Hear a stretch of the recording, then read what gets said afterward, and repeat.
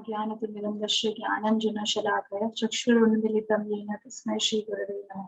श्रीचैतन्यमनोभीष्टं स्थापितं येन भूतले स्वयं रूप कदा मह्यं ददाति स्वपदान्तिकम्। वन्देऽहं श्रीगुरु श्रीयुक्तपदकमलं श्रीगुरुं वैष्णवांश्च श्रीरूपं साग्रजातं सहगण रघुनाथान्वितं सजीवं साद्वैतं सावधूतं परिजनसहितं कृष्णचैतन्यदेवं श्रीराधा कृष्णपादान् सहगण ललिता श्रीविशाखान्वितांश्च। हे कृष्ण करुणा सिंधु दीन बंधु गोपेश गोकांतरा कांचन गौरी राधे वृंदावनेश्वरी वृषभानु सुत देवी प्रणमामि हरिप्रिये आंचकल्पतरुभ्यश्च कृपा सिन्धुभ्येव च पतितानां पावनेभ्यो वैष्णवेभ्यो नमो नमः। कृष्ण चैतन्य प्रभु नित्यानंद श्री अद्वैत गदाधर शिवसदि गौर भक्तवृंद। हरे कृष्ण कृष्ण कृष्ण हरे हरे हरे राम राम राम हरे हरे। कुछ कारण की वजह से पिछले सैटरडे क्लास नहीं दे पाई। एक्चुअली मेरा भक्ति शास्त्री कोर्स चल रहा है अभी, तो एग्जाम्स थे पिछले हफ्ते, इसकी वजह से एवरी सैटरडे क्लास नहीं ले पा रही। एक सैटरडे छोड़ के एक सैटरडे जैसे ही कुछ टाइम मिलता है तो क्लास ले पा रही।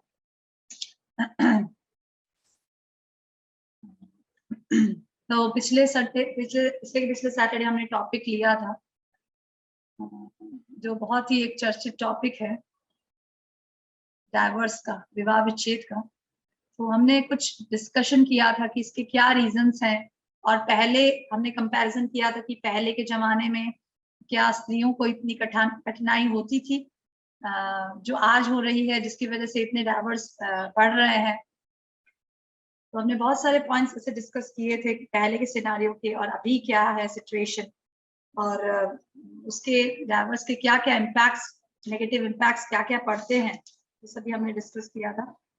और फिर उस क्लास में मैं शास्त्रिक एंगल से डिस्कस नहीं कर पाए थे, टाइम अप हो गया था।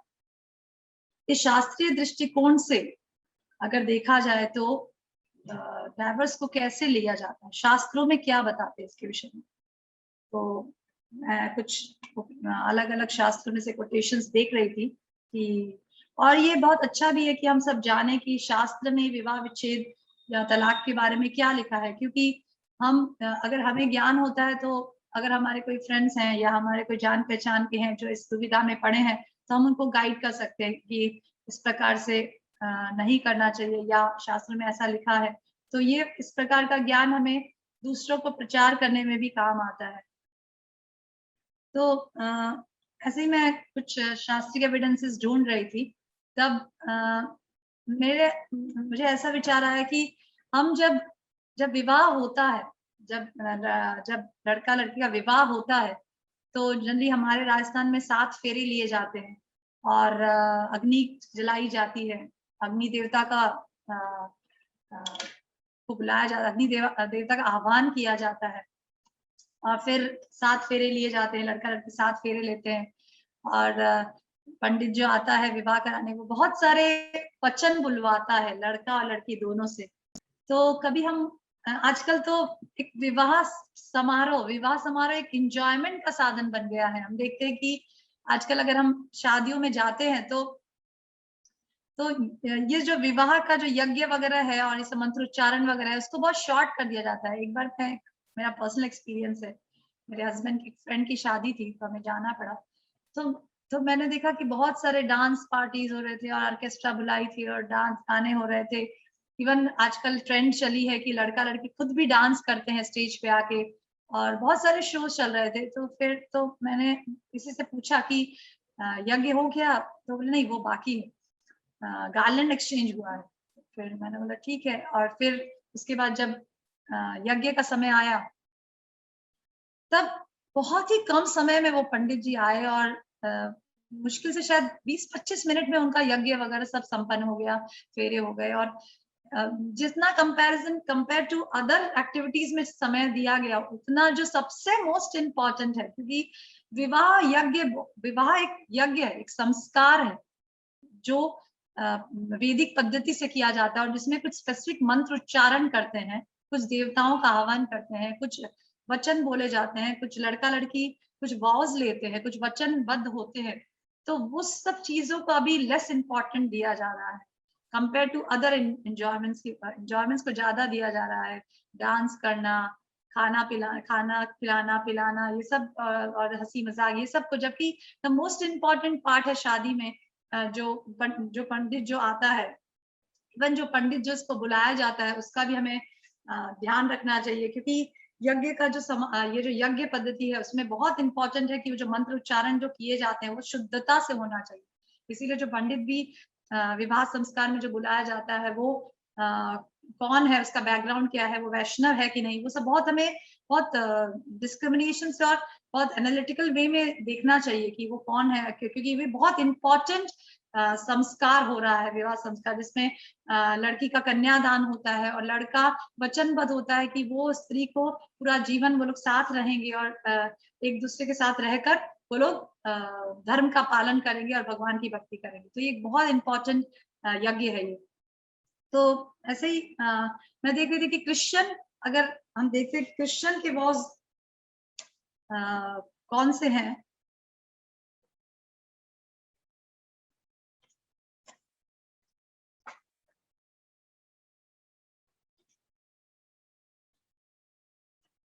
तो मैं ऐसे ही टाइप किया था कि Christian was, what are the Christian, जो क्रिश्चियनिटी में जो विवाह होता है तो क्रिश्चियंस लोग क्या वाव लेते हैं। तो आई वाज शॉक्ड कि क्रिश्चियन लोग भी कितनी वैदिक पद्धति को मानते हैं। क्रिश्चियन वॉज को अगर हम देखें तो हमारे भारत देश में नहीं, इवन क्रिश्चियनिटी में भी अगर आप देखें कि जब लड़का लड़की की शादी होती है तो वो लोग बोलते हैं क्रिश्चियन में कि आई नेम लिया जाता है, लड़का नाम लेता है, आई टेक यू, लड़की का नाम लेता है, टू बी माई वाइफ और husband, to have and to hold from this day forward, इस दिन से मैं तुम्हारा हाथ पकड़ता हूँ, for better for worse for richer for poorer, in sickness and health, to love and to cherish. मतलब तो ऐसा वाव लेते हैं लड़का लड़की की, आज से दिन से मैं प्रतिज्ञा लेता हूं कि अच्छा समय आए या बुरा समय आए, मैं गरीबी की अवस्था हो या समृद्धि की अवस्था हो, मैं बीमार हूं या हेल्दी हूं, और हम दोनों लव और चेरिश, हम दोनों प्रेम से, till death us do part, till death us do part, according to God's holy law, in the presence of God I make this vow।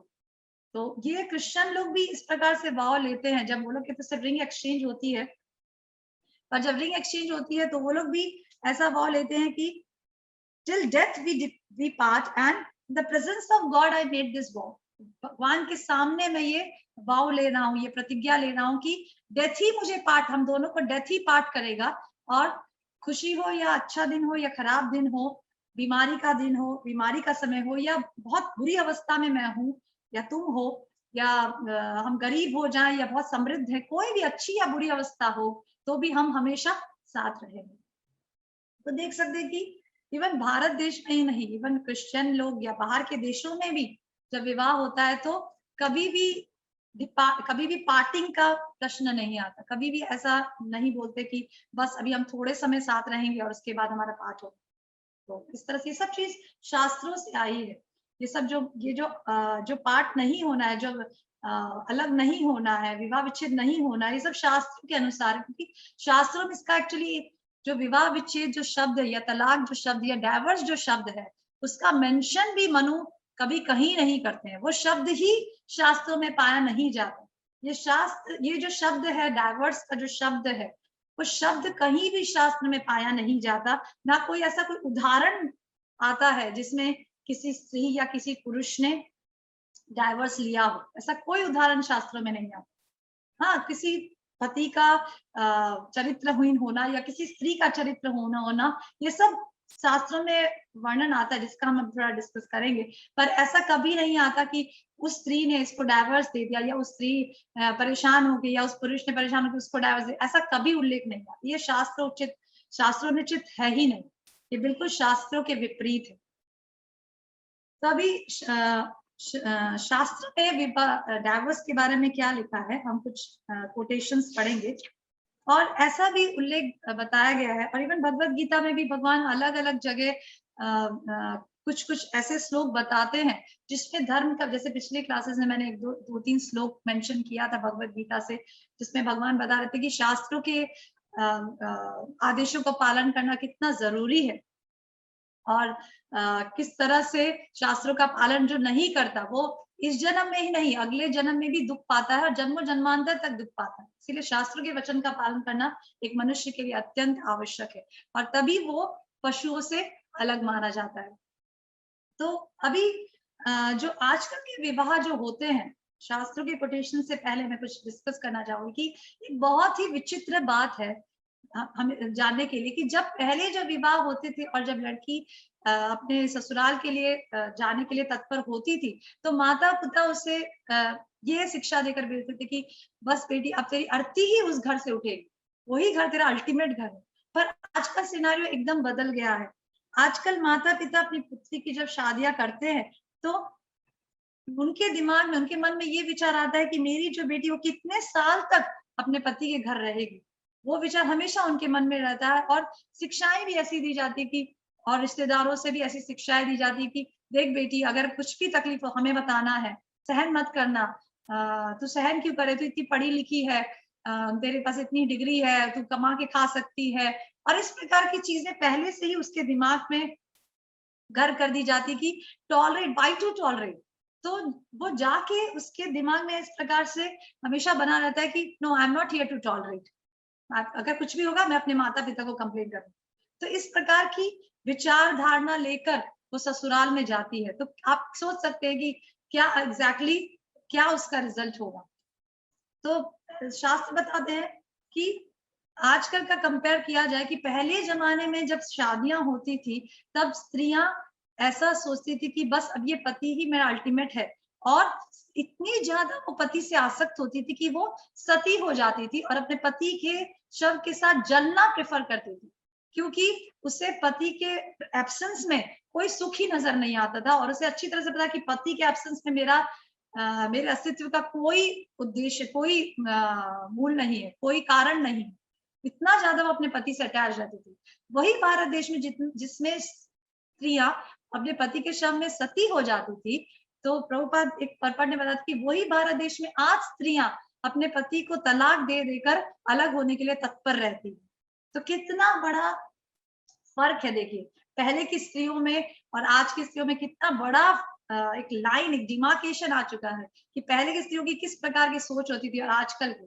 तो हम देख सकते हैं कि कितना धर्म का ग्लानी, कितनी धर्म की ग्लानी होती जा रही है धीरे धीरे कलयुग में, कि पहले की स्त्रियां, और जैसे हम एक किताब है जिसमें बहुत सारी चेस्ट स्त्रियों की स्टोरीज लिखी गई है, इसमें से आज मैं एक स्टोरी पढ़ूंगी आपके सामने। तो मैं जब वो स्टोरी पढ़ रही थी तो वो स्त्री का एक उसके माता पिता ने उसको एक वचन कहकर भेजा था जब उसकी शादी हुई थी कि पति की सेवा ही स्त्री के लिए परम धर्म है।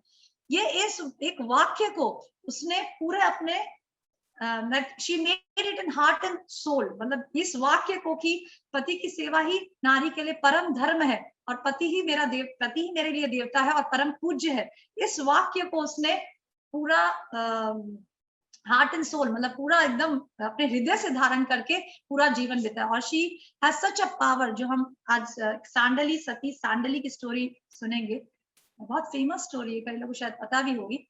तो ये स्टोरी जब मैं पढ़ रही थी तो मुझे ऐसा व्यतीत हुआ कि हम तो इसके लेश मात्र भी उस पोजीशन में नहीं है। हमारा जो जीवन है, हम स्त्रियों का जीवन कितना अलग हो चुका है, हम कितना अपने सेल्फ सेंटर्ड हो चुके हैं, स्वार्थी हो चुके हैं। हमारे में जो पहले की स्त्रियों में जो समर्पण, जो त्याग और जो क्षमा की जो भावना होती थी, वो आज की स्त्रियों में, इवन मैं अपनी बात की, वो अगर फ्रैक्शन मात्र भी उस स्त्रियों की हो जाए तो भी बहुत है, वो है ही नहीं, ऑलमोस्ट नील हो चुकी है। हमने वो सहनशीलता की भावना या क्षमा करने की भावना या जो प्रेम, जो स्त्रियां दूसरों को जो बांटती थी, अपने बच्चों को, अपने पति को जो प्रेम भाषण जो करती थी, जो मधुर भाषण करती थी, वो आजकल की स्त्रियों में बिल्कुल से खत्म होता जा रहा है। और ये सब बिकॉज ऑफ दैट, ये सब जो क्वालिटीज खत्म होने की वजह से डाइवोर्स, विवाह विच्छेद और इतने सारे समाज में अराजकता फैलती जा रही है। क्योंकि अगर स्त्रियों में ये डाइवर्स होता है तो स्त्रियां इंडिपेंडेंट हो जाती है, और वर्णाश्रम का नाश होने से हम पूरे समाज में पीस एक्सपेक्ट नहीं कर सकते। जो प्रभुपाद अपने फर्स्ट चैप्टर भगवद गीता के तात्पर्य बताते हैं कि अगर ह्यूमन सोसाइटी में पीस चाहिए तो स्त्री की चेस्टिटी बहुत इंपॉर्टेंट मैटर करती है। अगर स्त्री की चेस्टिटी खत्म होती है तो उस समाज में कभी शांति और पीसफुल एटमोस्फेयर हम नहीं एक्सपेक्ट कर सकते, जो बहुत इंपॉर्टेंट है भगवान की भक्ति करने के लिए। अगर समाज में पीस ही नहीं है तो फिर हम कैसे भगवान की भक्ति अच्छी तरह से कर सकते हैं। तो ये बहुत इंपॉर्टेंट है। तो प्रभुपाद अपने पर्पस में बताते हैं कि ये भारत देश जिसमें जहां स्त्रियां सती हो जाती थी, वही भारत देश में स्त्रियां अपने पति को छोड़ने के लिए बहुत तत्पर रहती है कि अगर मेरा पति थोड़ा भी कुछ करे या मेरी सास की क्या मजाल कि अगर मुझे तकलीफ दे दे तो मैं फटाफट इसको छोड़ के दूसरा विवाह कर लूंगी। तो ये जो चेतना है, ये जो समझ है, ये भी हम समझेंगे कि शास्त्रीय दृष्टिकोण से ये जो सोच है वो मनु संहिता के अनुसार से क्या होनी चाहिए, ये भी हम देखेंगे। तो इसके पहले कुछ भगवत गीता के 2 श्लोक मैं कोट करना चाहूंगी कि जैसे भगवत गीता में भगवान क्या बताते हैं इस विषय में कि जो सेल्फ सेंटर्ड जो लाइफ है उसके विषय में भगवान क्या बताते हैं। भगवान एक श्लोक में बताते हैं 18 चैप्टर 38 वर्स, विषयेन्द्रिय संयोगाद यत्तद् अग्रे अमृतोपमं परिणामे विषम एव तत् सुखम राजसं स्मृतम्।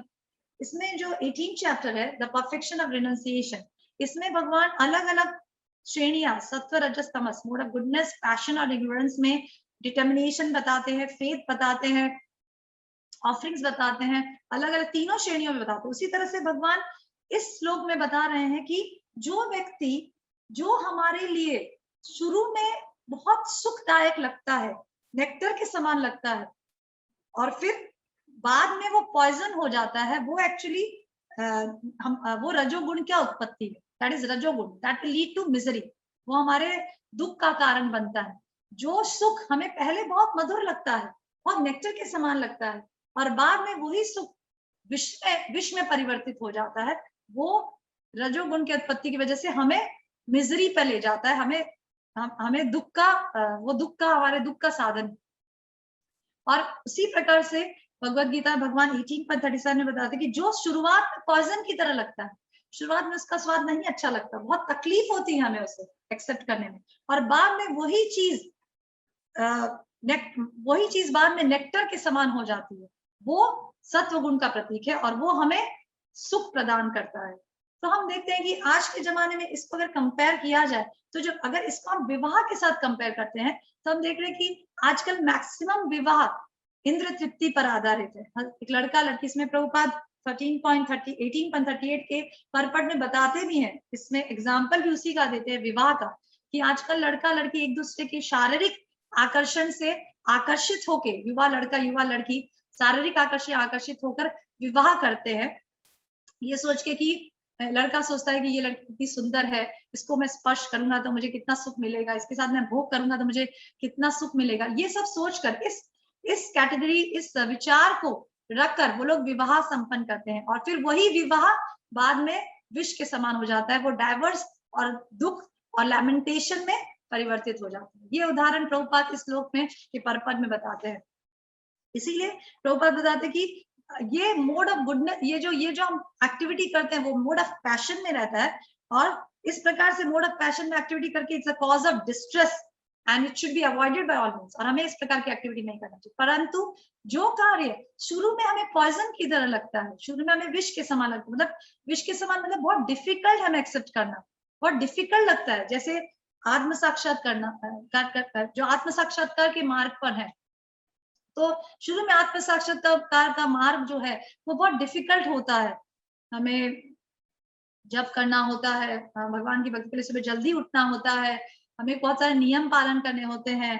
जो लोग टीवी देखना के एडिक्टेड होते हैं उन्हें टीवी देखने के लिए ना बोला जाता है, फिर जो खाने पीने के लिए अनियन गाली उनको ना बोला जाता है। तो ऐसे शुरू में सब चीजें बहुत पॉइजन की तरह लगती है, पर बाद में वही चीज हमें नेक्टर की तरह फल देती है, वही चीज हमें शुद्ध सत्व में ले जाती है और अमृत प्रदान करती है, सात्विक सुख प्रदान, शाश्वत सुख, इटर्नल हैप्पीनेस प्रदान करती है वही चीज, क्योंकि ये मोड ऑफ गुडनेस में है, इसके लिए वो हमें सुख प्रदान करता है। इसी तरह से विवाह में भी अगर हम देखेंगे कि जब विवाह होता है लड़का लड़की का, तो अगर वो इंद्र तृप्ति पर आधारित होके नहीं, पर एक परम लक्ष्य को प्राप्त करने के लिए लड़का लड़की एक साथ शादी करते हैं, धर्म का पालन करने के लिए करते हैं, जिसमें कुछ कॉम्प्रोमाइज शायद हो सकती है, लड़के की तरफ से या लड़की की तरफ से कुछ कॉम्प्रोमाइज हो सकता है शादी में। क्या तो उसकी सुंदरता के विषय में कॉम्प्रोमाइज, या धन संपत्ति के विषय में कॉम्प्रोमाइज, या कुछ कॉम्प्रोमाइज, पर उसका लक्ष्य है धर्म प्राप्ति करना, धर्म के मार्ग पर चलना और भगवत प्राप्ति करना, भगवान की भक्ति में संलग्न होना, अग्रसर होना, आगे बढ़ना। अगर उस उद्देश्य से लड़का लड़की इकट्ठा होते हैं, और तो वो शुरुआत में तकलीफ हो सकता है, शुरुआत में it can be like a poison, but बाद में वो अमृत की तरफ फल देता है, it's a nectar at the end.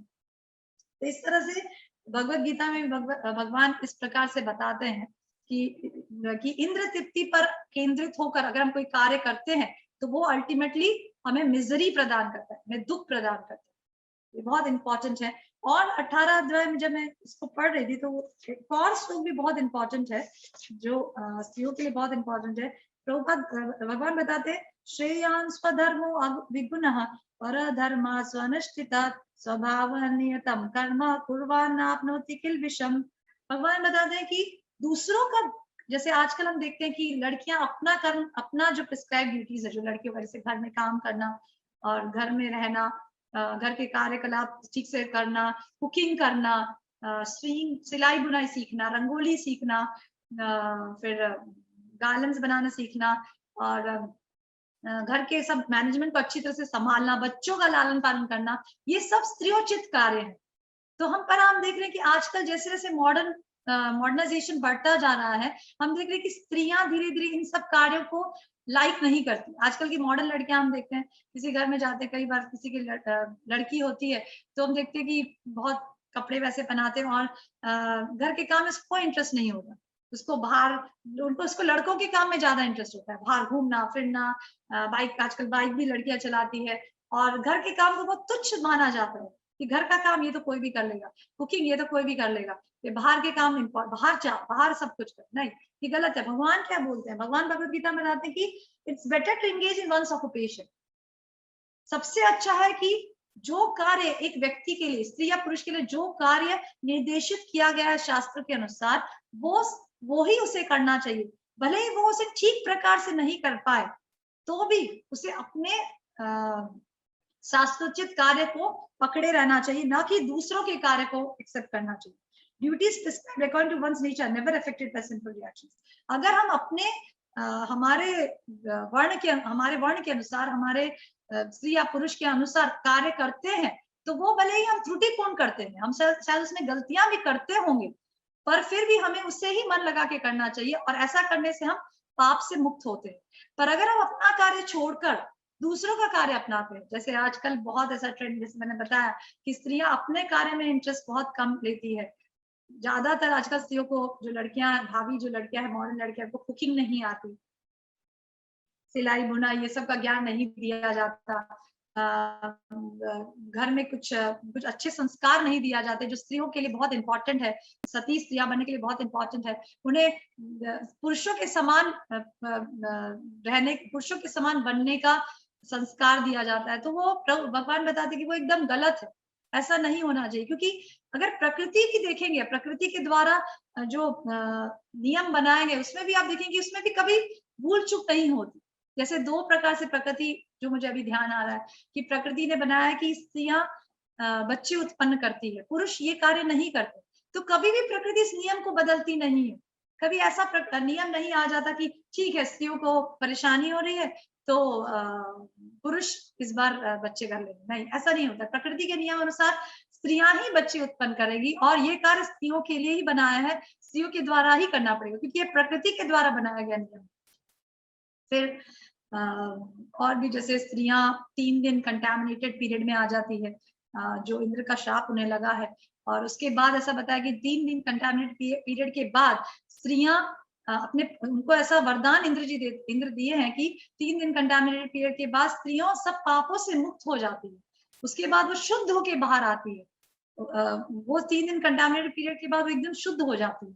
तो ये कंटामिनेटेड पीरियड प्रकृति के द्वारा बनाया गया है। अगर एक स्त्री को ये पसंद नहीं भी आता है तो भी वो ऐसा नहीं कर सकती कि नहीं नहीं मुझे बिल्कुल पसंद नहीं है, 3 दिन घर में बैठो और कितना पेन होता है और कुछ कितनी असुविधा और कितना इनकन्वीनियंस होता है मुझे, तो प्लीज मैं ये नहीं लेना चाहती, ये कोई पुरुष ले ले या मेरा भाई घर में ले ले, ऐसा नहीं, ऐसा नहीं होता। हम चाह के भी उसको शेयर नहीं कर सकते किसी के साथ।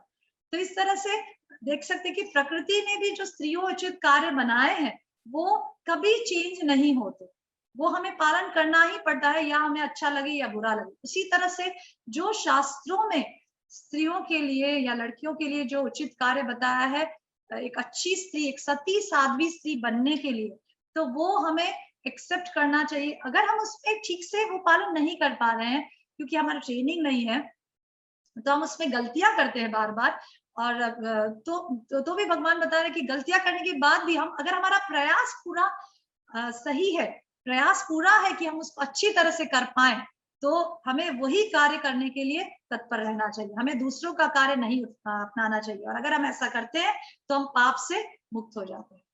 तो ये भी एक बहुत इंपॉर्टेंट चीज है एक स्त्री के लिए, स्पेशली उसका विवाह के बाद, जब वो लड़की होती है, घर में होती है, अपने पिता के घर में होती है, तो उसके इतने ज्यादा उसकी रिस्पॉन्सिबिलिटीज कुछ नहीं होती, पर विवाह के बाद उसकी रिस्पॉन्सिबिलिटी बहुत बढ़ जाती है, as a wife, as a mother और एज अ किसी की बहू होने से। तो उसकी अपने मदर इन लॉ, अपने फादर इन लॉ के प्रति, और भी जो दूसरे रिश्तेदार रहते हैं उनके प्रति, तो उसको बहुत ही डिटरमिन्ड होके उसको ये कार्य करना चाहिए। अभी हम कुछ शास्त्रों से कोटेशंस देखेंगे। तो शास्त्रों में स्त्रियों की पुनर्विवाह का उल्लेख कहीं भी नहीं पाया जाता है, जैसे मैंने आपको बताया।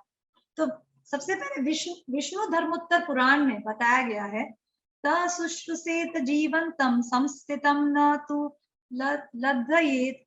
पिता पुत्री का विवाह जिसके साथ कर देता है वह उसकी जीवन पर्यंत सेवा करे, चाहे पति जीवित रहे या मर जाए, किंतु नारी को दूसरों को पति नहीं बनाना चाहिए। तो ये एक शास्त्रीय कोट है जिसमें बताया है कि अगर पति मर भी जाता है तो भी एक स्त्री को दूसरों को अपना पति नहीं बनाना चाहिए। वो एक ही बार जीवन में एक को पति बनाती है, उसके बाद दोबारा उसको किसी को पति नहीं बनाना चाहिए। इसका एक्चुअली प्रभुपाद के कुछ पर्पज से मैंने पाया कि इसका एक्चुअली बहुत 2-3 कारण जो मुझे समझ में आया, और भी बहुत सारे कारण होंगे कि क्या कारण है कि एक बार स्त्री का विवाह हो जाता है तो उसके बाद उसका दूसरा विवाह नहीं करना चाहिए, उसका दूसरा विवाह नहीं होना चाहिए, शास्त्रिक दृष्टिकोण से बताया गया। पर उसका रीजन क्या है? फर्स्ट रीजन ये है कि मनु संहिता में बताया है, मनु बता दें कि एक जो पत्नी है अगर वो अपने पति को छोड़ देती है तो वो समाज के द्वारा शन की कर दी जाती है, समाज के द्वारा वो बहिष्कृत त्याग दी जाती है। इतना पहले सीरियसली इस चीज को लिया जाता था, और इतना सीरियसली उस चीज को लेते थे कि अगर कोई स्त्री अपने पति को छोड़ देती है और अलग रहने लग जाती है तो उसको समाज द्वारा त्यागा जाता था, प्लस उसके साथ कोई दूसरा विवाह करने का सोचता ही नहीं था कि ये स्त्री है जिसको उसके पति ने छोड़ दिया है तो अब मैं इसके साथ शादी करूं, नहीं, वो अलाउड ही नहीं था। जिसकी वजह से एक स्त्री की जब शादी होती थी किसी के साथ तो वो कभी उसको छोड़ने का नहीं सोचती थी। क्यों? क्योंकि उसे पता था कि अगर मैं इसको छोड़ूंगी तो समाज मुझे एक्सेप्ट नहीं करेगा, समाज के द्वारा मैं त्याग दी जाऊंगी। और दूसरा एक इंपॉर्टेंट कारण था उसका नहीं छोड़ने का कि उस समय एक दूसरे पुरुष के द्वारा कभी वो एक्सेप्ट नहीं, कोई दूसरा पुरुष उसको एक्सेप्ट नहीं करता। क्यों? क्योंकि पहले की संस्कृति में, पहले जो वैदिक संस्कृति में अगर विवाह होता था किसी स्त्री के साथ किसी पुरुष का, तो वो जो लड़की होती थी वो वर्जिन होना चाहिए, उसकी वर्जिनिटी इंटैक्ट होनी चाहिए। उसकी वर्जिनिटी अगर ब्रेक हुई है तो वो स्त्री के साथ वो विवाह नहीं करेगी। ये भी एक कारण था कि स्त्री का पुनर्विवाह संभव ही नहीं था, क्योंकि स्त्री का जब विवाह होता है तो उसकी वर्जिनिटी ब्रेक हो जाती है, और उसकी वर्जिनिटी ब्रेक होने के बाद उसका पुनर्विवाह का सवाल ही नहीं होता, इसीलिए कोई पुरुष उसको एक्सेप्ट नहीं करता था। पर आजकल हम समाज में देख रहे हैं कि स्त्रियां बहुत सरलता से अपने हस्बैंड्स को बहुत ज्यादा कोई बहुत बड़ा मैटर नहीं होता है। अगर हम किसी के लाइफ में, किसी डाइवर्स के लाइफ में देखें तो इसको शायद सुलझाया जा सकता है, स्त्री शायद प्रयास ज्यादा करे थोड़ी प्रभुपाद बताते कि it's very important for a girl, for a women to be subordinate to man. अगर वो अपने को पुरुष के सामने सबऑर्डिनेट बना के रखेगी, क्योंकि ये प्रकृति का नियम है कि जो पुरुष होता है मैक्सिमम केसेस में उसका ईगो हाई होता है, उसका ईगो ज्यादा होता है। तो स्त्रियों को अपना ईगो कम रखकर उसके साथ सबऑर्डिनेट बनी रहेगी, तो ये सब डाइवोर्स और तलाक के चांसेस, जो अभी केसेस जो बहुत मल्टीपल फोर्स में बढ़ रहे हैं, वो कम हो जाएंगे, वो नेग्लिजिबल हो जाएंगे। तो ये बहुत इंपॉर्टेंट है। और दूसरा चीज है कि ये अभी क्यों इतना ज्यादा ये बढ़ रहा है, क्योंकि स्त्री को भी अच्छी तरह से पता है कि चल इसके साथ मेरी नहीं बन रही, कोई बात नहीं, मैं डाइवोर्स लेकर दूसरी शादी करूंगी। पर पहले की संस्कृति में, वैदिक संस्कृति में ऐसा था कि अगर कोई स्त्री किसी को छोड़ देती थी तो वो समाज के द्वारा त्यागी जाती थी, प्लस उसके साथ कोई पुरुष दूसरी शादी नहीं करता था, क्योंकि उसकी वर्जिनिटी ब्रेक हो चुकी है। तो स्त्री को अच्छी तरह से पता था कि अगर मैं इसको छोड़ूंगी तो फिर मेरे साथ कोई विवाह नहीं करेगा, वापस मेरी विवाह नहीं होने वाला है। तो वो अच्छे से एडजस्ट करके, उसका दिमाग को एडजस्ट करके वो उस पति के साथ पूरा जीवन बिताने का प्रयास करती थी। पर आजकल प्रयास भी नहीं किया जाता है, तुरंत थोड़ा मैटर होता है और व्यक्ति एक दूसरे को छोड़ देते हैं और दूसरी शादी कर लेते हैं। तो ये भी एक इम्पोर्टेंट पॉइंट है। और ये जो मनुस्मृति संहिता में बताया गया है। सेकंड कोट है मनुस्मृति से, जिसमें मनु बताते हैं, सक्रदंशो निपतति सकृत कन्या प्रदीयते सक्रदाह ददानीति त्रीणयेतानि सताम सकृत। मनुस्मृति में बताया है, ये महाभारत वन पर्व में मनुस्मृति में भी आता है और महाभारत के वन पर्व में भी ये श्लोक आता है। इसमें बताते हैं कि कुटुंब में धन, मतलब परिवार में धन का आदि का बंटवारा एक ही बार होता है। परिवार में जब धन का बंटवारा हम देखते हैं तो धन का बंटवारा एक ही बार होता है, बार बार तो धन को ले लेकर बंटवारा नहीं करते। अगर जैसे कोई परिवार में कोई पूर्वजों ने धन छोड़ रखा है और किसी माता पिता के 4 बच्चे हैं, किसी पिता के 4 बेटे हैं, तो वो जब वृद्ध होते हैं तब उनका वो ऐसा सोचते हैं कि बस अभी मैं वृद्ध हो चुका हूँ, मेरे 4 बेटे, मैं उनका धन का बंटवारा कर। तो कुटुंब में धन का बंटवारा एक ही बार होता है। और उसी तरह से जिस प्रकार से कुटुंब में धन का बंटवारा एक ही बार होता है, तो कन्या एक ही बार दी जाती है और मैं दूंगा यह वचन भी एक ही बार दिया जाता है। सत्पुरुषों के ये तीनों कार्य एक ही बार होते हैं। तीनों कार्य मतलब फर्स्ट कार्य कुटुंब में धन का बंटवारा होना, कन्या का एक ही बार दी जाती है, और मैं दूंगा यह वचन जो पिता उस समय लेता है जब उसकी लड़की का विवाह होता है, कि मैं इसे दान में दे रहा हूँ। मैं इस व्यक्ति को, जैसे हम देखते हैं जब विवाह होता है, जैसे हमारा जैसे विवाह, हर स्त्री का जब विवाह होता है तो जिसके माता पिता होते हैं उनसे भी वचन बुलाया जाता है कि मैं आज इस तारीख में अपनी बेटी का इसके साथ विवाह करने का वचन ले रहा हूँ। तो ये जो वचन है वो एक ही बार लिया जाता है। तो ये तीनों चीज एक ही बार की जाती है, कि कन्या का दान करना और एक पिता के द्वारा वचन लेना कि मैं इसे इसको दे रहा हूँ, और धन का बंटवारा। तो जब किसी, तो ये पॉइंट बताया गया है कि जब हम किसी का दान किसी को दे देते हैं, जैसे हमने, जैसे कोई फादर है, कोई पिता है, वो अपने कन्या का दान किसी व्यक्ति को दे देता है, तो वो दान की भी चीज जो है, दान की भी जो व्यक्ति है, जो लड़की जो दान की भी है, वो दूसरों को कैसे दान किया सकता है वापस से। ये इंपॉर्टेंट पॉइंट टच किया जाता है इस श्लोक में, कि अगर कुछ भी हम दान कर देते हैं, समझ लो कैसे हमने किसी की चीज, हमने कोई जमीन किसी को दान में कर दी, अपनी, हमारे पास कोई जमीन थी, हमने उस जमीन को किसी को दान में कर दी। अभी वो चीज जो जिसको दान में कर दी, उस चीज को वापस से हम दान में किसी और को कैसे कर सकते, जब ऑलरेडी वो दान में जा चुकी है। उसी तरह से कन्यादान, जो बहुत बड़ा दान माना गया है, इस पृथ्वी में सबसे बड़ा दान माना गया कन्या का दान, जो बहुत ही पुण्यमय दान है। एक कन्या का दान करना किसी पुरुष को एक बहुत ही पुण्यशाली कार्य माना गया है। तो इस कन्या का अगर दान कर दिया गया है, तो दान में जो ऑलरेडी जा चुकी है उसको हम वापस से कैसे दान में कर सकते हैं। तो ये भी एक पॉइंट है स्त्रियों का पुनर्विवाह करने का, कि एक चीज को जब दान में ऑलरेडी कर रहा है तो दूसरे को वापस दान में कैसे किया जा सकता है, इसीलिए शास्त्र अनुकूल नहीं। तो इस तरह से मनुस्मृति में बताया गया है। देन अगेन बताया है कि पत्नी को दुष्चरित्र पति का त्याग नहीं करना चाहिए। चाहिए प्रत्युत अपने करना चाहिए, प्रत्युत अपने पतिव्रत धर्म का पालन करते हुए उसको समझाना चाहिए। जैसे बताया है, विशील काम व्रतो वा गुणवरो परिवर्जितः उपचर्य स्त्रिया साधव्य सततम देववत्पति। पति चाहे शीलहीन हो, कामी हो, गुणों से रहित हो, साध्वी स्त्रियों को चाहिए कि वे उनकी सेवता देवता के समान करें। वेरी डिफिकल्ट, ये श्लोक इवन पढ़ने मात्र से इतना डिफिकल्ट लग रहा है कि ऐसा पति, शास्त्र में बताया, विष्णु, ये श्लोक विष्णु धर्मोत्तर पुराण में आता है, उसने बताया कि पति चाहे शीलहीन हो, कामी हो, गुणों से रहित हो, फिर भी एक जो साध्वी स्त्री होती है वो उसकी फिर भी तन मन धन से सेवा करती है। जैसे उदाहरण शास्त्र में बताया, जैसे मंदोदरी के लाइफ में हम देखते हैं कि रावण सब प्रकार से शीलहीन था, कामी था, गुणों से रहित था, फिर भी मंदोदरी ने उसकी सब प्रकार से सेवा की। और कभी ऐसा मेंशन आता है कि मंदोदरी झगड़ा करके अपने पिता के घर चली गई, मैदाना के घर चली गई और रावण से कहा कि बस अभी मुझे तुम्हारे साथ रहना है, मुझे डाइवर्स दे। नहीं, ऐसा कहीं भी शास्त्र में उल्लेख नहीं था।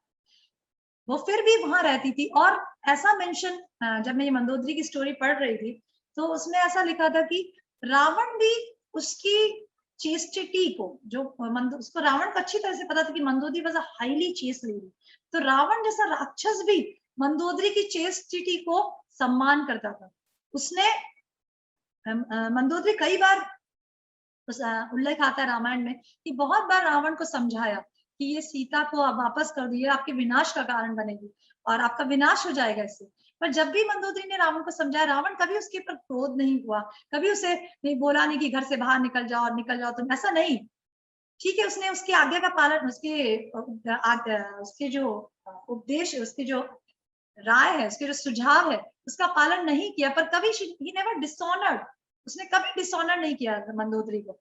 उसने विभीषण को घर से बाहर, राज्य से विभाषित निकाल दिया, अपने सगे भाई को राज्य से बाहर निकाल दिया, पर कभी मंदोदरी के समझाने से कभी उसने मंदोदरी का अपमान नहीं किया। उसका जो सुझाव है उसका शांति से सुना, इस तरह से, क्योंकि उसे अच्छी तरह से पता था कि Mandodari was a highly chest lady, वो एक सती साध्वी स्त्री। इवन गांधारी के जीवन में भी हम देखते हैं कि धृतराष्ट्र एक बहुत ही सेल्फ सेंटर्ड और बहुत इच्छा था उसकी, इच्छा युक्त, मतलब बहुत सारी इच्छाएं थी उसके जीवन में। उसकी इच्छा थी कि मैं अपने बेटे को, दुर्योधन को राजा बनाऊं, और छल से भी बनाऊं तो कोई बात नहीं, उसकी वजह से उसने अधर्म का भी साथ दिया।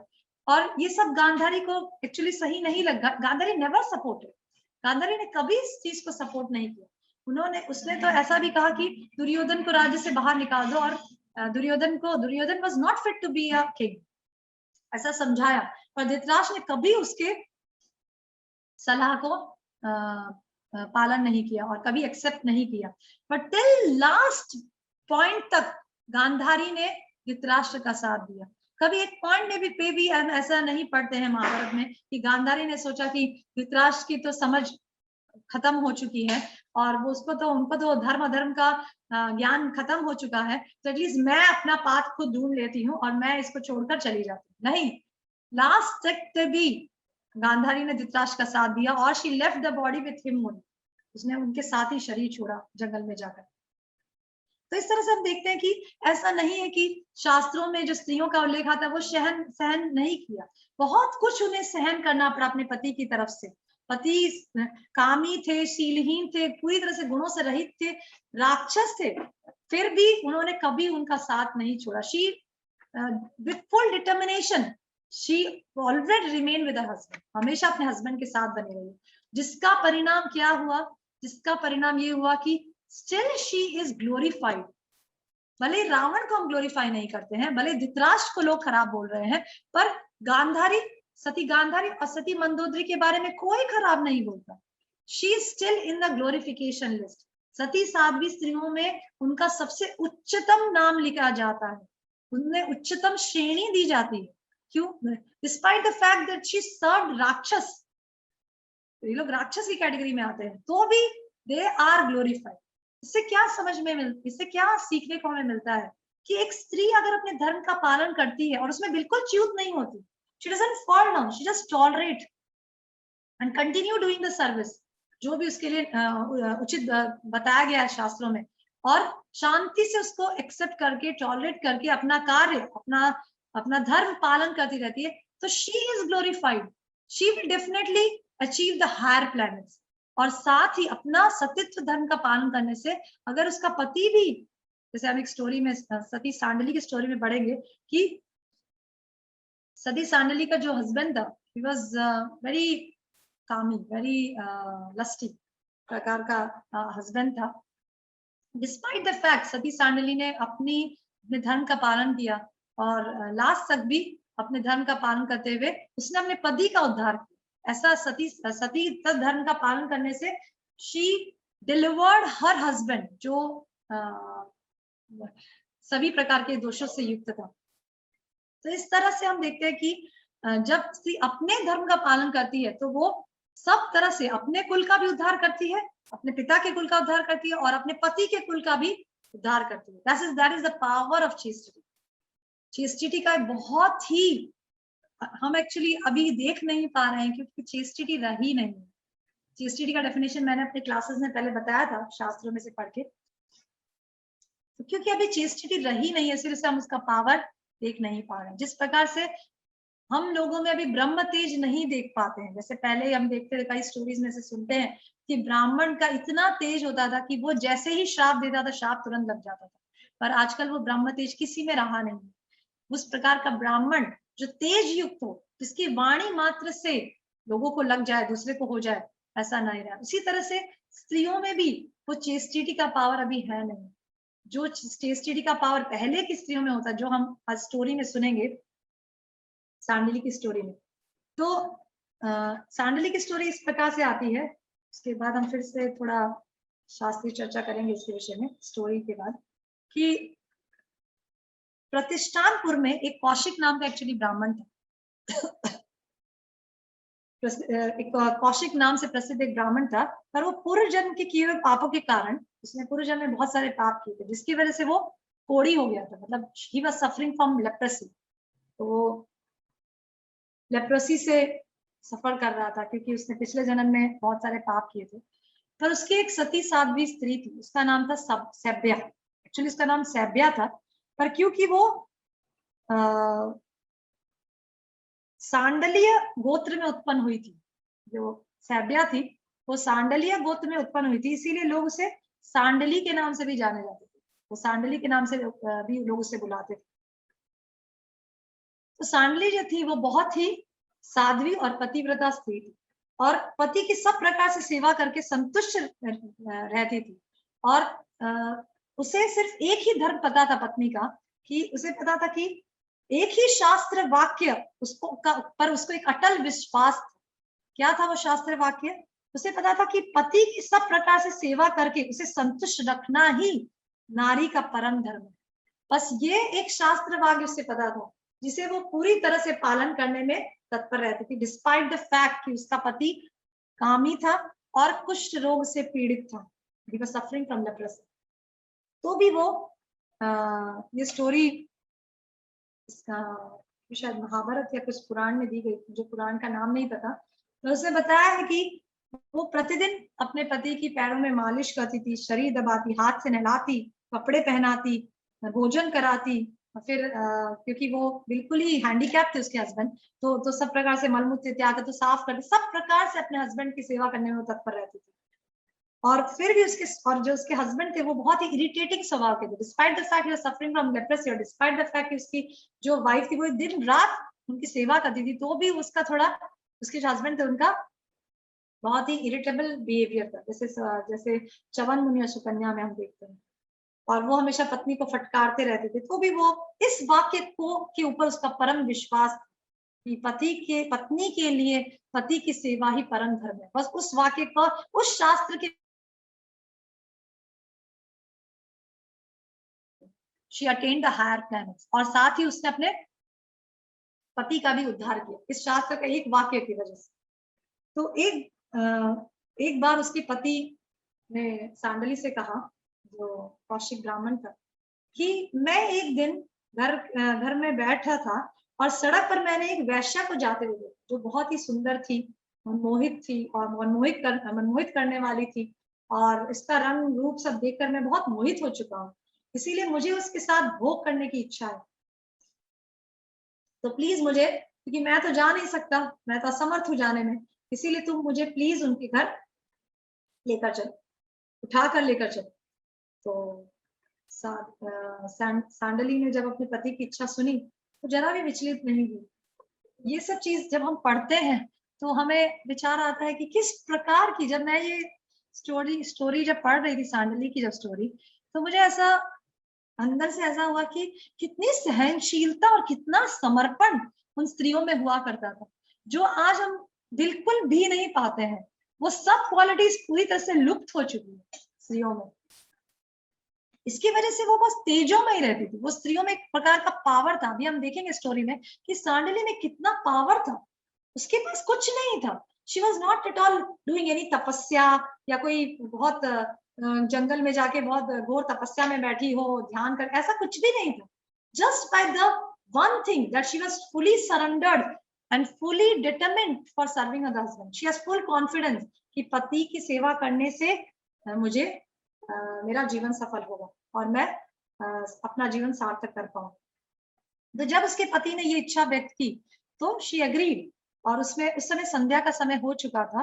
तो फिर भी वो अपने पति की जो इच्छा पूरी करने के लिए वो उसे कंधे पर बैठाकर लेकर चली।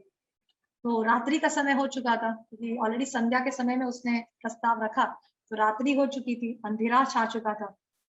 तो और आकाश में सब ऐसा डिस्क्रिप्शन दिया है कि आकाश में सब बादल छाए हुए थे और बिजली कड़क रही थी जोर जोर से। ऐसे वातावरण में सांडली ने अपने पति को कंधे पर लेकर जाने लगी। तभी क्योंकि अंधेरा छाया था, ठीक से दिखाई नहीं दे रहा था, तो राजमार्ग से चल रही थी।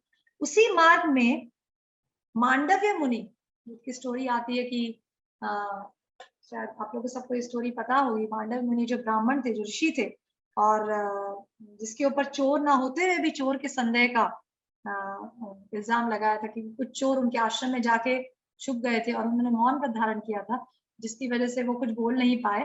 तो सैनिक के लोग उनको उठाकर लेकर गए, क्योंकि उन्हें लगा कि इन्होंने चोरों को शरण दी। तो इस सजा की वजह से मांडव्य मुनि को सूली पे लटका दिया गया था, और वो सूली पे मार्ग में सूली पे लटका दिया था। ये उनका दंड, उनको ये दंड दिया गया था। तो जब सांडली अपने पति को लेकर राजमार्ग पे जाती है तो उस अंधकार की वजह से उसने अपने पैरों से छूकर सूली को हिला दिया। तो उस अंधकार में देख न सकने के कारण उसने अपने पैरों से छूकर सूली को हिला। तो जब, क्योंकि उसका जो पति है वो कंधे पर बैठा था, तो भूल से उसके पैर से, उसके पति के पैर से उसकी सूली टच हो जाती है, जो मांडव्य मुनि की सूली, जिसकी वजह से उन पर बहुत कष्ट होता है। जैसे ही वो सूली हिलती है उनको अधिक पीड़ा होती है। तभी मांडव्य मुनि देखते हैं कि कौन है, ऐसा कौन है जिसने सूली को हिलाया है। तब मांडव्य मुनि कहते हैं कि जिसने पैरों से हिलाकर मुझे इस कष्ट की दशा में पहुंचा दिया और मुझे अत्यंत दुखी कर दिया है, वह पापात्मा नराधम सूर्योदय होने पर विवश होकर अपने प्राणों से हाथ धो बैठे। तो मांडव्य ऋषि जो मुनि थे, उनको बहुत अत्यधिक क्रोध आ जाता है और फिर वो श्राप देते हैं कि जिसके पैरों से ये सूली हिली है वो व्यक्ति नेक्स्ट सूर्योदय नहीं देख पाएगा। जैसे ही सूर्योदय होगा he will die, वो मृत्यु को प्राप्त होगा। तो जब सांडली को ये सुनती है अपने पति के बारे में, तब सांडली को ये हो जाता है कि क्या मेरे पति सूर्य का दर्शन नहीं कर पाएंगे। तो इस दारुण श्राप को सुनकर बहुत ही वो दुखी होती है और बोलती है, और उसके मुंह से तुरंत निकलता है कि अब मैं देखती हूँ कि सूर्योदय कैसे होता है। क्योंकि वो अपने पति के प्राण को बचाने के लिए इतनी तत्पर रहती है कि उसके मुंह से तुरंत ये वाक्य निकलता है कि जो मांडव्य मुनि ने, क्योंकि ऐसा कहा कि सूर्योदय होते ही उसके प्रति मृत्यु को प्राप्त होंगे। तो ये सुनकर सांडली बहुत डिस्टर्ब हो जाती है और ऐसा उसके मुंह से वचन निकलता है कि मैं देखती हूँ कि अगले दिन सूर्य कैसे उदय होता है। जब उसके मुंह से, देखिए पावर ऑफ चेस्टिडी का कितना पावर है कि जब उसके मुंह से सिर्फ स्पॉन्टेनियसली ये वाक्य निकलता है तो सूर्य देवता भयभीत हो जाते हैं। उनकी हिम्मत नहीं होती दूसरे दिन उदय होने की, क्योंकि चेस्टिटी में इतना पावर है जो देवताओं तक को हिला देता है, देवता भी उसके सामने नहीं टिक पाते, इस प्रकार का पावर है एक चेस्ट लेडी में। तो दूसरे दिन सूर्य उदय नहीं होता, और सांडली सूर्योदय होने के लिए कहती भी नहीं, क्योंकि उसको पता है कि जैसे ही सूर्योदय होगा मेरे पति मृत्यु को प्राप्त। ऐसे दिन रात बीतता जाता है और सूर्योदय नहीं होता। सूर्योदय नहीं होने से पूरी व्यवस्था, पूरे जो समाज की जो व्यवस्था है और पूरे जो विश्व की जो व्यवस्था है उसमें पूरा अराजकता फैल जाती, पूरा उसमें कैस होने लगता है समाज, और देवता भी, यज्ञ वगैरह भी नहीं हो पाता क्योंकि सूर्योदय नहीं हो रहा है। यज्ञ नहीं होने की वजह से देवताओं को जो यज्ञ का जो श्रेय है, यज्ञ का जो भाग है वो नहीं मिल पाता, इस वजह से देवता लोग सब विचलित हो जाते हैं। और फिर देवता लोग विचलित होकर ब्रह्मा जी के पास जाते हैं और ब्रह्मा जी से कहते हैं कि क्या कारण है कि सूर्योदय नहीं हो पा रहा, क्या कारण है कि सूर्य अपना तेज नहीं दिखा पा रहे हैं और उदय नहीं हो पा रहे हैं। तब ब्रह्मा जी बताते हैं कि ये एक सती स्त्री सांडली है जिसने सूर्य के उदय तक रोक दिया है, और उसमें इतना तेज है, उसकी चेस्टिटी का इतना तेज है कि सूर्य देवता भी उसके सामने कुछ नहीं है। अगर वो उदय होने का प्रयास करेंगे तो ही विल बी डिस्ट्रॉयड, वो भस्म हो जाएंगे। तो इस तरह से ब्रह्मा जी बताते हैं कि सूर्य के उदय होने का नहीं होने का कारण देवताओं को बताते हैं। तब देवता लोग कहते हैं कि प्लीज हम बहुत परेशान हो रहे हैं सूर्योदय नहीं होने, प्लीज कुछ उपाय करिए और सूर्य को उदय करिए। तब देवताओं की रिक्वेस्ट से ब्रह्मा जी कहते कि ये एक कार्य एक ही व्यक्ति कर सकता है। कौन? अत्रि की पत्नी अनसुईया। क्यों उनका नाम कहते हैं? क्योंकि अनसुईया खुद ही एक सती साध्वी स्त्री, एक सती साध्वी स्त्री ही दूसरे सती साध्वी स्त्री के पावर को कॉन्ट्रैक्ट कर सकती है। जैसे हमने पिछले क्लासेस में कई बार सुना है कि मंदोदरी ही, क्योंकि मंदोदरी खुद सती साध्वी स्त्री है, इसीलिए वो सीता के सतीत्व के तेज को समझ सकती है, इसीलिए उसने रावण को कहा कि आप नष्ट हो जाओगे अगर आपने सीता को राम को नहीं दिया, क्योंकि she can understand the power of chastity. हम नहीं समझ सकते क्योंकि हमारे पास वो पावर नहीं है, पर ब्रह्मा जी कहे कि अनसुईया समझ सकती है, देवी अनसुईया ये समझ सकती है, और देवी अनसुईया ही जाके सती सांडली को समझा सकती है कि प्लीज तुम अपने ये वचन को वापस लो। तब सभी देवता, सब ब्रह्मा जी अनसुईया के पास जाते हैं और उससे रिक्वेस्ट करते हैं कि प्लीज आप जाके सांडली को समझाइए, और क्योंकि सभी देवता बहुत परेशान हो रहे हैं, सूर्योदय नहीं होने की वजह से बहुत परेशानी हो रही है, समाज में बहुत अराजकता फैल रही है, तो प्लीज आप सांडली को जाके समझाइए। तब अनसुईया सांडली के पास जाती है, और सांडली के पास जाकर बहुत डिस्क्रिप्शन, बड़ा डिस्क्रिप्शन आता है, मैं पूरा नहीं बताऊंगी, बहुत अच्छा है पढ़ने के लिए, अगर आप चाहें तो पढ़ सकते हैं ये स्टोरी, जिसमें अनसुईया सांडली के पास जाकर सतीत्व की महत्ता को, सतीत्व के इंपॉर्टेंस को कहती है कि एक सती स्त्री के सतीत्व का क्या इंपॉर्टेंस है, उसको बताती है सांडली को पास जाकर। इसमें से कुछ लाइन से पढ़ना चाहूंगी। अनसुईया कहती है कि स्त्रियों के लिए अलग यज्ञ, श्राद्ध या उपवास करने का विधान नहीं है। स्त्रियों के लिए कोई अलग यज्ञ, श्राद्ध या उपवास करने का विधान नहीं है। वे पति की सेवा मात्र से ही उन अभिष्ट लोगों को प्राप्त कर लेती है। जो भी चीज वो उपवास, व्रत, श्राद्ध या यज्ञ आदि से व्यक्ति प्राप्त करता है, वो सब अभिष्ट, वो सब फल एक स्त्री पति की सेवा करने मात्र से प्राप्त कर लेती है। अतः महाभागे, तुम्हें पति की सेवा में सदा मन लगाना चाहिए, क्योंकि स्त्री के लिए पति ही परम गति।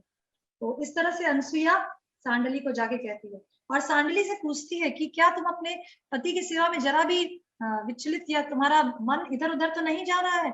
सांडली कहती है कि नहीं, मैं अपनी पति की सेवा में पूरी तरह से तत्पर हूँ।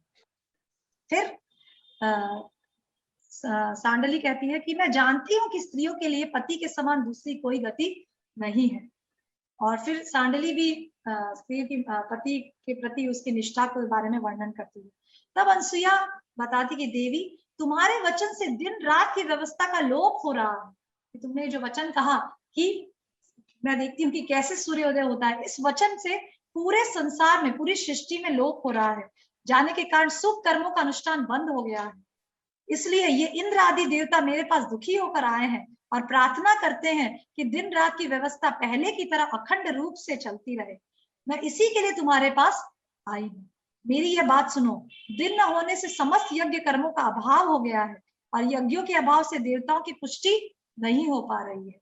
अतः तपस्विनी, दिन के नाश से समस्त शुभ कर्मों का नाश हो जाएगा और उनके नाश से वृष्टि में बाधा पड़ने के कारण संसार का ही नाश हो जाएगा। अतः यदि तुम इस जगत को विपत्ति से बचाना चाहती हो तो तुम संपूर्ण लोगों पर दया करो, जिससे पहले की भांति सूर्योदय हो।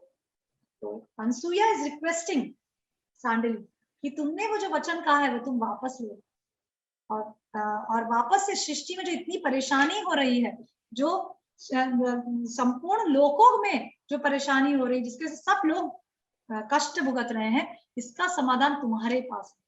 तब सांडली कहती है कि महाभागे, तुम्हें आपको पता नहीं कि मांडव्य मुनि ने कहा है, अत्यंत क्रोध में भरकर मेरे स्वामी को ये श्राप दिया है कि अगर इस सूर्योदय जैसे ही होगा वैसे ही मेरे स्वामी मृत्यु को प्राप्त हो जाएगा, इसीलिए मैं सूर्योदय नहीं होने दे रही।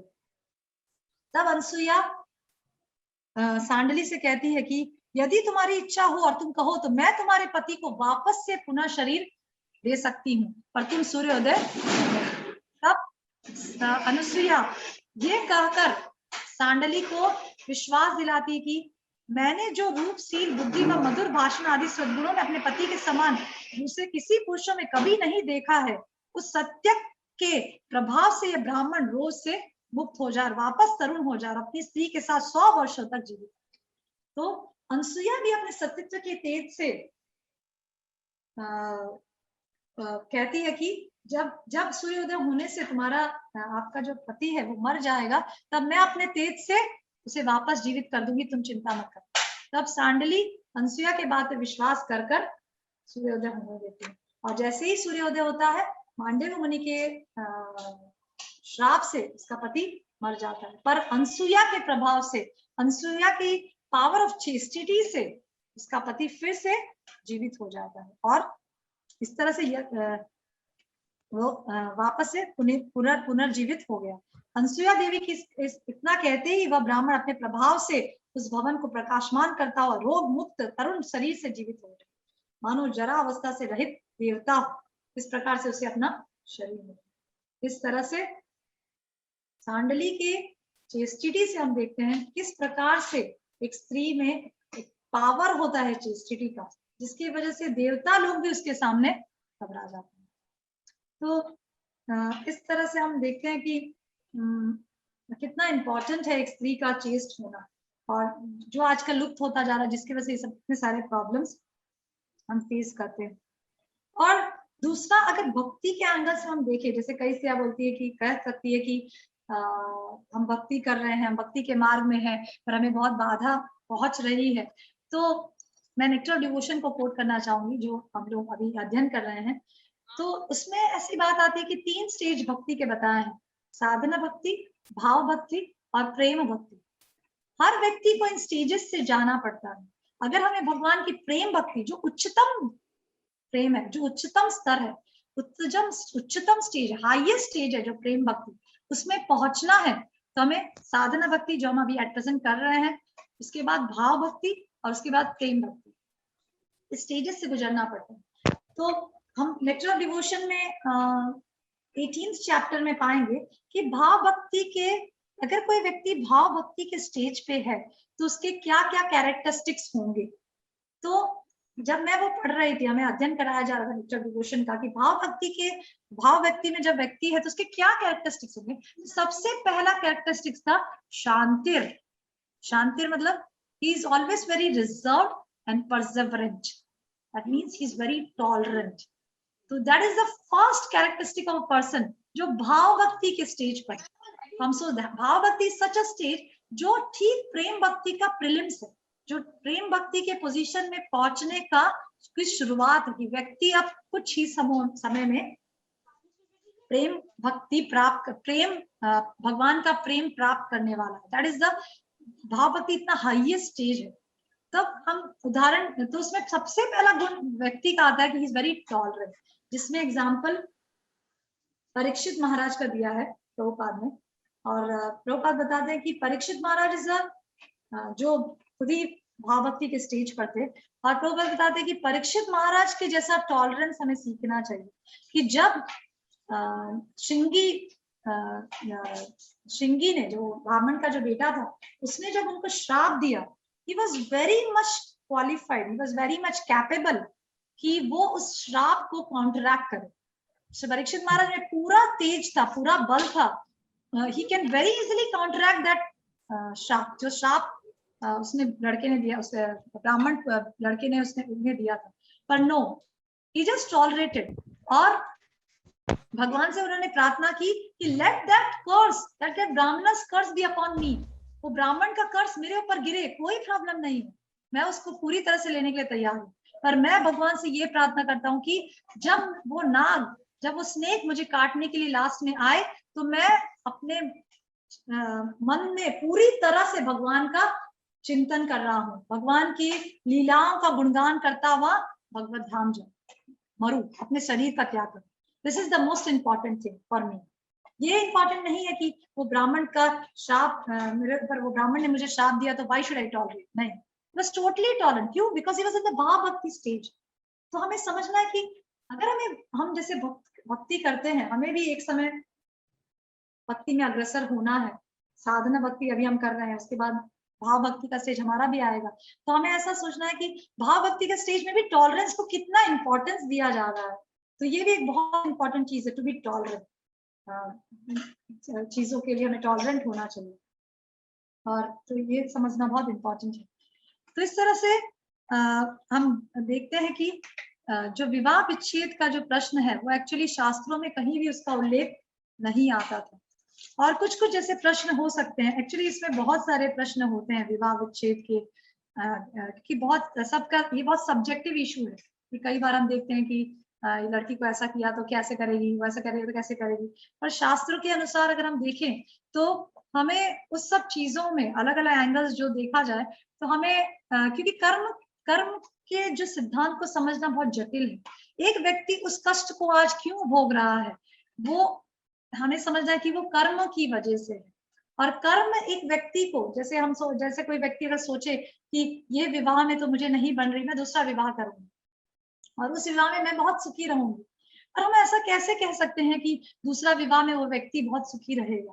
क्योंकि जो कर्म का सिद्धांत वो इस प्रकार से बताता है, महाभारत में ये बात आती है कि कर्म के बारे में ऐसा उदाहरण दिया जाता है कि अगर एक गांव का समूह है जिसमें बहुत सारी गायें जंगल में खड़ी है, और एक बछड़े को छोड़ दिया जाए, तो वो बछड़ा गायों के समूह में भी अपनी माँ को ढूंढ निकालता है और तुरंत अपनी माँ के पास जाकर दूध पीना शुरू कर देता है।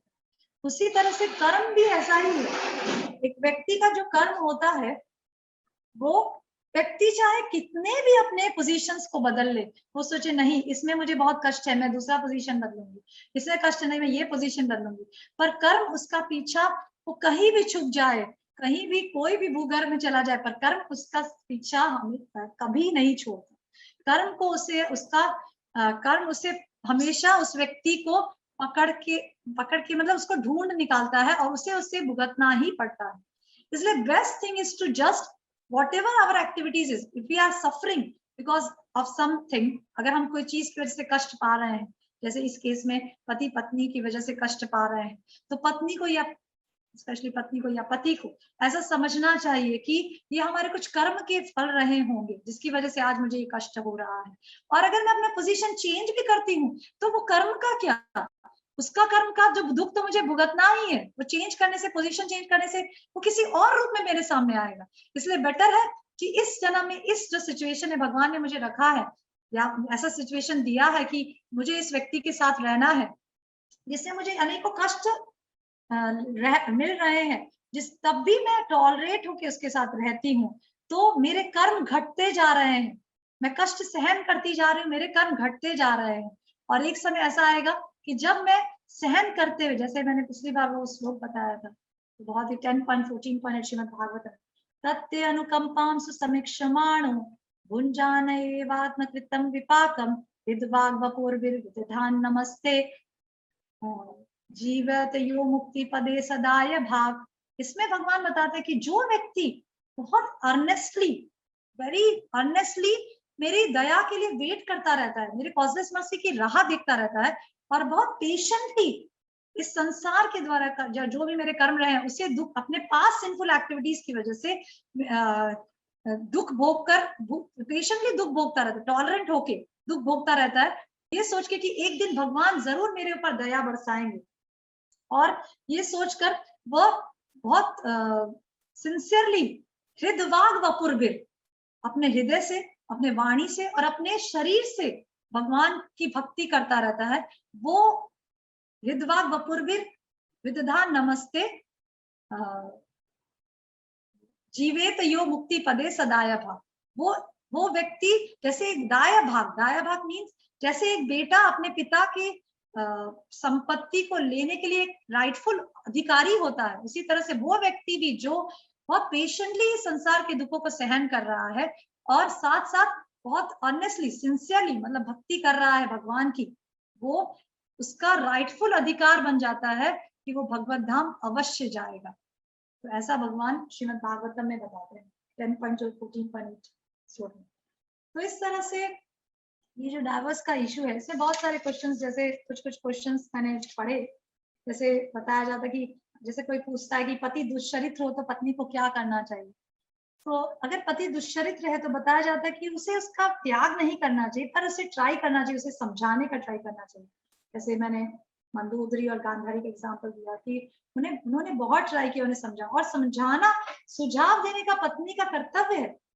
पत्नी का एक बहुत इंपॉर्टेंट कर्तव्य है कि वो अपने पति को सुझाव दे, सही मार्ग, अगर वो गलत मार्ग पे तो सही, पर सही तरह से सुझाव, क्रोध में भरकर या गाली गलौज करके नहीं, बहुत प्रेम पूर्वक उसे अपने पति को सुझाव देना चाहिए, वो उसका अधिकार है।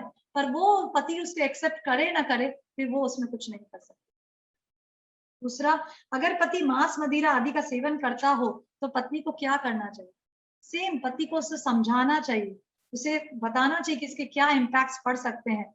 और अगर पत्नी को, क्योंकि पत्नी ने तो अपना धर्म पालन किया, पत्नी ने समझाकर अपने धर्म का पालन किया, और फिर भी अगर पति छोड़ नहीं रहा है तो उसमें पत्नी कुछ नहीं कर सकती।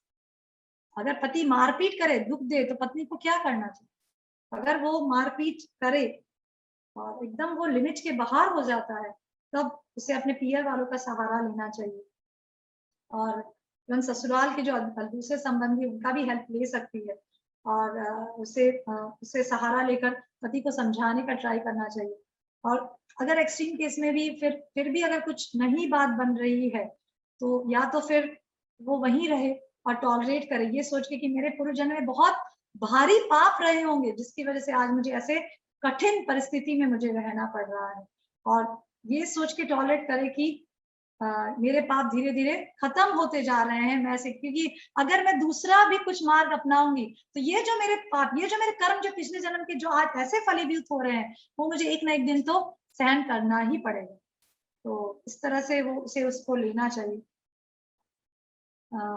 अगर पति त्याग कर दे तो स्त्री को क्या करना चाहिए? सबसे पहली बात तो पति को पत्नी का त्याग नहीं करना चाहिए, और दूसरी बात कि पतियों के लिए भी कि उन्हें पत्नी को मारना नहीं चाहिए। ये भी शास्त्र में, जैसे महाभारत में हम देखेंगे कि भीष्म पितामह के जीवन में, कि जब भीष्म पितामह ऐसे तो बहुत जोर शोर से युद्ध कर रहे आता है, युद्ध वाले जो पर्व है उसमें आता है महाभारत में, कि जब भीष्म पितामह के सामने भीष्म पितामह बहुत विगरसली फाइट कर रहे थे, पर जब उसके सामने शिखंडी आ जाते हैं जो पिछले जन्म में स्त्री थी और इस जन्म में वो स्त्री लिए थे, स्पेशली उन्होंने जन्म लिया था भीष्म पितामह की मृत्यु के लिए, भीष्म पितामह का विनाश करने के लिए जन्म लिया था। तो जब शिखंडी उनके सामने, भीष्म पितामह के सामने आ जाते हैं, तब उन्होंने सब हथियार छोड़ दिए।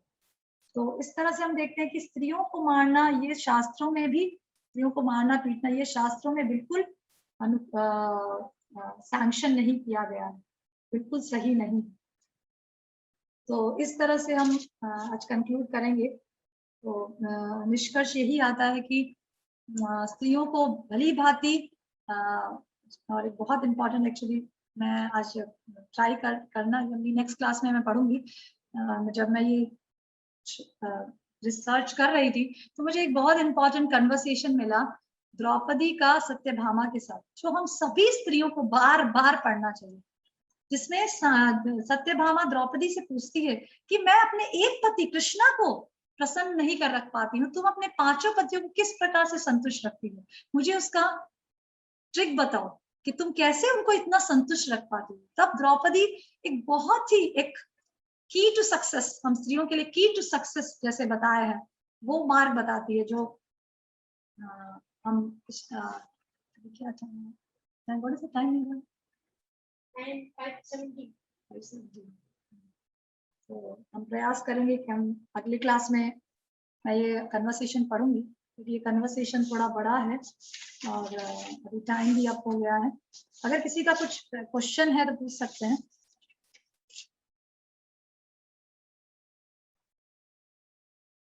लोग अनम्यूटेड है। हरे कृष्णा।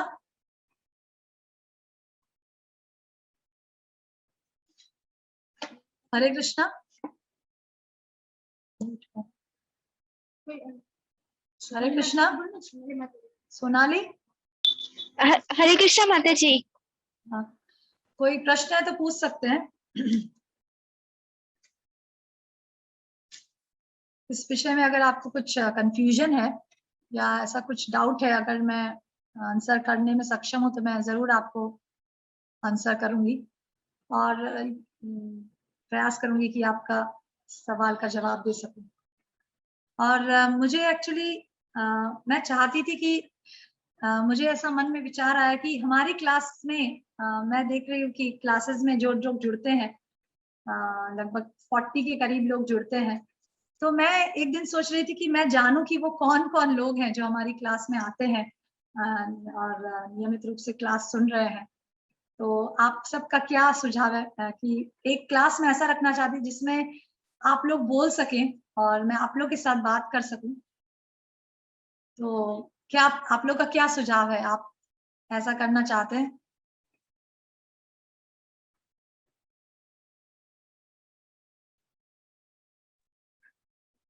हरे कृष्ण माता जी, दंडवत प्रणाम। हरे कृष्ण माता जी। हाँ माता जी, मैं पीताम्बरा देवी दास से बोल रही हूँ। हाँ माता जी, पहचान आप? यस माता जी। हाँ हाँ माता जी, कर सकते हैं, क्योंकि यहाँ से जो 2-5 माता जी जो आपका क्लास सुनते हैं ना, वो यस माता एवरी आपको बहुत अप्रिशिएट करते हैं, आपके क्लास को भी अप्रिशिएट करते हैं। मुझे स्पेशली मुझे थैंक यू बोलते हैं कि थैंक यू कि आपने श्याम प्रिया माता जी से हमें मतलब उनसे सुनने का चांस दिया। तो वो मैं मैसेज आपको फॉरवर्ड करना भूल गई हूँ। तो वो भी बहुत अच्छा लगेगा। मैं सिर्फ ऐसा जानना चाहती थी कि कौन मेरी क्लास में, कि हर क्लास में ऐसा मैं देखा 30-35 लोग जुड़ रहे हैं, तो मुझे ऐसे ही मन में ऐसा विचार है कि कौन मैं मैं उनसे मिलना चाहता, एटलीस्ट मिल तो नहीं सकती कि सब अलग अलग जगह से लोग ज्वाइन हुए हैं, पर एटलीस्ट मैं एक क्लास सेशन रखना चाहती हूँ जिसमें हम एक दूसरे को सबको देख सकें और मैं बात कर सकूं। उनके कुछ पर्सनल क्वेश्चंस हैं, अगर वो किसी भी मैटर से स्त्रियों से संबंधित कुछ क्वेश्चंस पूछना चाहते हैं, अगर मुझे उससे रिलेटेड कुछ ज्ञान है, तो मैं मतलब एक जनरल क्लास रखना चाहती थी जिसमें हम एक दूसरे के साथ बात कर सके, पूछ सके और जान सके एक दूसरे को। तो नेक्स्ट सैटरडे मैं ट्राई करती हूँ कि मैं इस प्रकार का एक जनरल क्लास रखूं जिसमें मैं सभी को आमंत्रित करूंगी। टाइम रहेगा ना नेक्स्ट सैटरडे में भी, दिवाली का टाइम रहेगा ना? तो यस माता जी, यस बहुत सारे माता जी अभी भी जुड़ नहीं रहे क्योंकि दिवाली का काम काज सब रहता यस है। माता जी, यस हाँ, दिवाली नजदीक आ रही है। कोई बात यूट्यूब नहीं पे माता जी, नेक्स्ट दिवाली के बाद, यस दिवाली बहुत नजदीक आ जाएगी, तो ये कोई नहीं, हम दामोदर बाद में भी, दामोदर महीना के कार्तिक मास के बाद अदरवाइज। यस माता जी, यस ऐसा करेंगे कि एक क्लास आप पीताम्बरा माता जी, आप मुझे मैसेज करिएगा जब आपको लगे कि ये टाइम अभी ठीक है, तब एक क्लास मैं सोचती हूँ कि ऐसा रखें जिसमें हम एक दूसरे को मैं बात कर सकूं और देख सकूं कौन आ रहा है क्लास में और मैं पहला पहचान सकूं। कार्तिक मास के बाद जो भी पहला सेशन रहेगा ना, तो कि कार्तिक मास में अभी यात्रा भी होगी, तो थोड़ा शेड्यूल सबका। हाँ यस माता, यस ओके माता जी, यस ठीक है। तो यस श्योर, ठीक है। तो मैं आज क्लास यहाँ कंक्लूड करती हूँ। Thank you for joining. Hare Krishna.